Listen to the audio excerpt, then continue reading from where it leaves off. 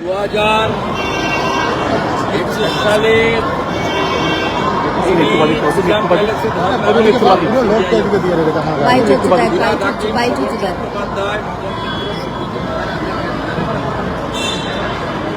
মুখ্যমন্ত্রী এর আগে রাজীব কুমারের বাড়িতে যখন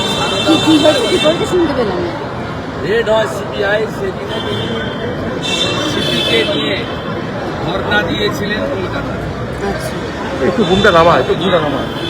স্বাভাবিকভাবে মুখ্যমন্ত্রী এই ধরনের কাজ সাংবিধানিক প্রতিষ্ঠানের সরাসরি কাজে হস্তক্ষেপ এবং তদন্তে বাধা দেন।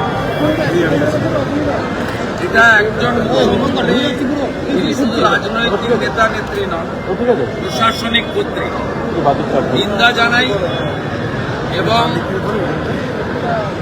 ইডি নিশ্চয়ই তার ক্ষমতা বলে তারা তাদের মুখ্যমন্ত্রীর বিরুদ্ধেও ব্যবস্থা নেওয়া উচিত বলে আমার মনে হয়েছে। আইপ্যাক ভোটার লিস্ট থাকবে কেন? আইপ্যাক ভোটার লিস্ট আছে বলছেন ভোটার লিস্ট থাকবে কেন?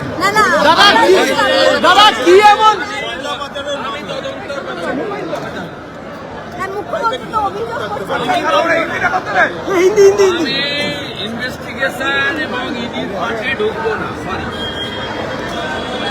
দাদা, কি এমন? আমি মুখ্যমন্ত্রী যাওয়া, সিপি যাওয়াটাকে মনে করি অনৈতিক, অসাংবিধানিক, কেন্দ্রীয় সংস্থার তদন্তে সরাসরি বাধা দান মুখ্যমন্ত্রী এর আগেও করেছেন।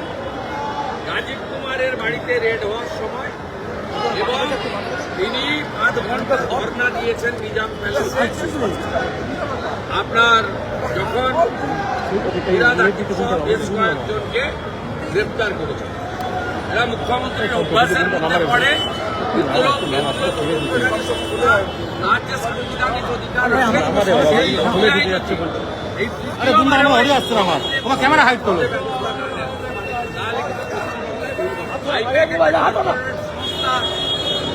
তাদের বিরুদ্ধে অভিযোগ আছে, তদন্ত করবে, তারা দেখিয়ে দেবে কাগজপত্র, তাদের রিটার্ন ফাইল সবকিছু পরিষ্কার আছে। পরিষ্কার থাকলে তো সবার অফিস বাড়ি তল্লাশি করে তো গ্রেপ্তার হয়, এমন তো নয়। করবে আমার বাড়িতে সিআইডি পাঠিয়েছিলেন, আমার প্রবীণ বাবা মাকে হেনস্থা করেছেন, সিআইডি পাঠিয়ে 3 বার। আমি তো সিআইডির কাছ থেকে খোঁটাও নিয়ে মারতে গেছিলাম। গ্রামের এমএলএ অফিসে আসামি সার্চ ওয়ারেন্ট ছাড়া নচনচ করেছে অফিস। মুখ্যমন্ত্রীর মুখে এগুলো মানায় না। মুখ্যমন্ত্রী আমি চ্যালেঞ্জ করলাম, বিজেপি কেন যে কোনো লোকের বাড়িতে পাঠিয়ে দেখুন, পাঠিয়ে দেখুন পার্থ চ্যাটার্জির কচি বান্ধবী অর্পিতার মতো 51 কোটি টাকা কারো বাড়িতে পাবে না।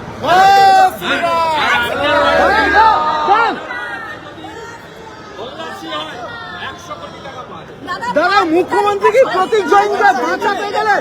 দাদা, বাঁচাতে গেলেন, মুখ্যমন্ত্রী কি বাঁচাতে গেলেন?